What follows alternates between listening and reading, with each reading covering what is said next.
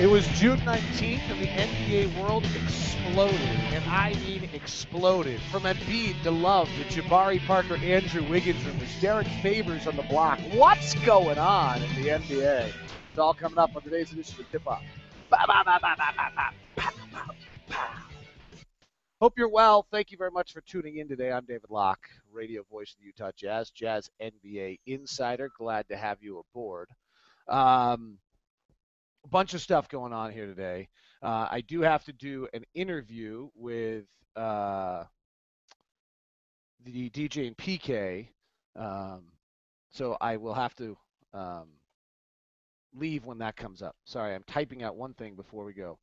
This show will probably be a little bit scattered.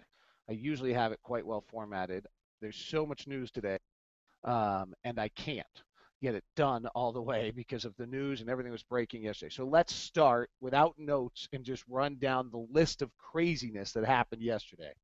The first one, obviously, is the Joel Embiid story. And then Kevin Pelton podcast coming up today. He'll break this down very well for you, but he did it insider yesterday also. And that is that this is not just a foot injury. I keep getting a note from people that say, hey, why don't you go ahead and the Jazz take him at 5, let him sit out the year, and then go. There's a chance he's not sitting out the year. There's a chance that this is Bill Walton, that this is Yao Ming, that this is what Zydrunas Ilgauskas went through, that this is Curtis Borchardt. This is a different type of ankle injury or foot fracture than some of the other ones. There's two different types, and this is the bad one. No other way to say it. I think you've listened to me. You've heard my take on this numerous times. I was not particularly high in Embiid to start. I don't like guys who have not played or on pace to play their 10,000 hours. I get concerned about it. I'm concerned about Enes Kanter in that regard. His natural understanding of the game is really low. And I don't know if that can be taught. And so with that established, and now I've got his back injury already had me concerned. It was a play that, if you've seen it, happens 25, 30 times a month. And his back one. Now you've added the foot. And I have the other one. I go to Anthony Davis a little bit, who's constantly getting hurt. This is a little different, but Anthony Davis grew late. And when Anthony Davis grew late, you wonder whether his body is now just under too much pressure to be able to handle that. Well, Embiid just hasn't played this kind. It's very different than volleyball. And he doesn't seem to be adapt maybe physically to handle it. So I think Embiid is an untouchable at this point. Now, the flip side of it is if he hits, it's a tremendous pick. I would take this approach. Now, I could be dead wrong on this. I've talked to nobody inside the organization, so I could be dead wrong on this. But here's the way I talk about this with Pelton on the podcast that we'll launch today. The way I look at this is the following. You can build your team in one of three ways. You can build your team through the trades, through free agency, or through the draft. And if you're the Utah Jazz, you really can build your team through trades and the draft. But you can really only acquire talent through the draft. If you're the LA Lakers, you can acquire talent through the draft and through free agency, and then you can move players in trades to acquire your future talent. And frankly, very rarely, unless you have cap space, can you acquire talent through trades without giving up talent. So therefore, when you look at what the Jazz situation is, if they miss in their one mechanism they have to be able to acquire talent, drafting, it's not catastrophic, but it's really, really significant. Whereas if you're the Lakers and you miss, just go sign a free agent. I don't think we can take that risk.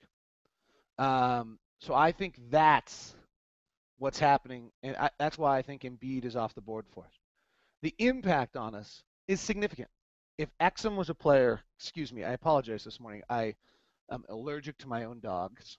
They're my wife's before we got married, and I just sat outside on the deck with the dogs, reading and petting the dog for the last 20 minutes. So I'm now a mess. You can see it in my eyes. I totally apologize. Um, Now, from what the impact on the draft is, if Embiid goes 4 to Orlando, then the impact is that Exim's off the board. Exim is who may not have been a chance anyway, but any possibility of Exim getting to 5 seems to be gone. Now you are deciding between Vonleh, Smart, Gordon, and Randall. Somebody pointed out I've left Randall out a lot of my conversations. I think that's true. Randall got blasé to me because he just is who he is. You see him as workout, you understand, you kind of look back and he's really good. He probably should be discussed again. So that was my fault. Though I can't, not convinced entirely I see how he works with our guys. So the impact on us on the draft as it stands right now is I think Exim, our big shot, is gone. And now you're deciding between Vonleh, Gordon, Smart, and Randall. Let me give you a thought if we draft one of those. If we draft one of those, re-sign Gordon Hayward, considering what free agency is, we're asking the same out of Gordon Hayward as we did last year. New offensive system, new structure, but Gordon Hayward suddenly is being asked to be the number one option again. Maybe Alec Burks picks up a larger role, but you're still suddenly really dramatically without that guy, right? We're going through another season of let's say we draft Noah Vonleh and he's developing along with Cantor and Favors, and you have Gordon Hayward and can we do that again? Is that fair to Gordon? That was a hard task he asked him last year. Is that fair to Alec Burks?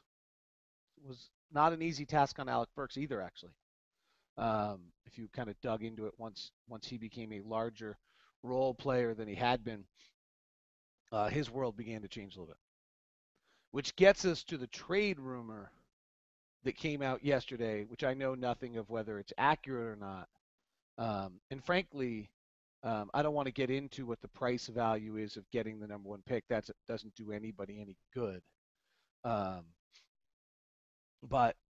I think the question then is, what are you, if one or two are really special in this league, Wiggins or Parker, what are you willing to do? How far are you willing to go? What pieces are you willing to trade to go get that guy? And the interesting thing is it's the exact same discussion. It's the exact same discussion about Kevin Love. And the issue with Kevin Love and the Warriors is simply, do you believe that Kevin Love is a superstar? Do you believe that Kevin Love, despite the fact his team has never made the playoffs, is a superstar? Do you believe that Jabari Parker or Andrew Wiggins is going to be a superstar? Because if they are one of those 10 great players in the NBA, we can start running that list. It's pretty short and pretty simple, pretty fast. It's got LeBron, and it has Durant, and it has Westbrook, and it has Chris Paul and Blake Griffin, and it starts to fall apart pretty fast. When you start to look, and that LaMarcus last year was certainly one of those guys. Paul George is close. I'm not sure I go all the way there.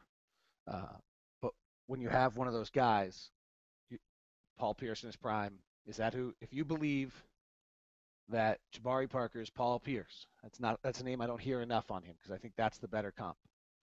And you probably got to go get him. And whatever the cost is, you got to go get him if you can. At some point it gets outrageous, but it might not matter. If Kevin Love is all that and not responsible for why his team hasn't made the playoffs, then you probably got to go get him. even if it means giving up Klay Thompson. Why is everybody worried about giving up Klay Thompson for Kevin Love? You go get him. That's the reality. You got to be right, but that's the reality of how this works. And I think it's probably, frankly, very easily more than Derek Favors. Would that be tough to get rid of? Yes, absolutely. That would. I'm very close to Derek. I'd find it terrible, but that's the reality, a little bit of what we've been building ourselves to be, um, and where we're trying to go and what we're trying to get done. Um, I think is when you look at this franchise, is to get what I call the pillar of the chairlift. And if he's Paul Pierce, then he's a pillar of the chairlift. If he's Tracy, if Andrew Wiggins is Tracy McGrady, he's a pillar to the chairlift. If Kevin Love is averaging 25 and 12, he's probably a pillar of a chairlift. And if that's the case, and it's there, I think you got to go get it. But I'm not sure it's really there in our case on this draft stuff. I think you have to ask yourself why things get out there. And I think that story came two things. That story, if it's accurate, let's back up a second. Let me back up a second. There's a problem with NBA reporting right now. And the problem is you have some reporters who are paid by a news source whose job is to be accurate, do a good job, represent their organization, have accurate information, and report. And they are going to be paid their salary based upon whatever their predetermined salary is with that organization. Okay, that's what a newspaper reporter is. There's a new type of reporter that's out there that's going to be paid based on clicks. Their job is to get clicks. Now, part of getting clicks is being trusted. And so therefore, if you are trusted enough times, if Zach Lowe's job was to get clicks, he'd get a buttload of clicks because we trust him. If Kevin Pelton's job was to get clicks, we'd trust him. Tom Ziller of SB Nation's job, frankly, might be to get clicks. He's earned that. I'll click on him every single time. He's in my must reads. But be careful whenever you're reading a story on a site whose job is to get clicks. It's a very different style of reporting than a reporter whose job is to represent the organization that's paying him a salary to do his job accurately. Got that? Second thing, one person in this day and age reports a story accurately or inaccurately, never determined, and everyone in the world regurgitates it. Okay? So today on my Twitter feed, I have Austin Horton retweeting out. So Austin Horton's a producer of the Big Show on the Zone, so he's a credible person.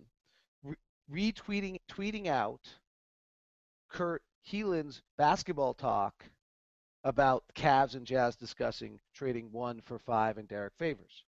It's the same exact report that came out yesterday from a guy from Sheridan News who we don't know if it's true, and nobody at all has taken no one at all has taken the time to find out if it's true. This report has done by a reporter I know nothing about. I have really never heard of before on a site that is based on getting clicks. Okay? So I don't even know if it's true. We may be just up in the night about it's true. So just be aware of that. All right, there's other stuff to talk about today, but I'm actually gonna wrap tip off right here because I just got a phone call I need to take before I go on with DJ and PK, and so I need to grab that call from someone in the league. It's kind of where we are at this point of the draft. And if I get those calls, I got to take them, find out what's going on. So I appreciate your time. I appreciate you tuning in.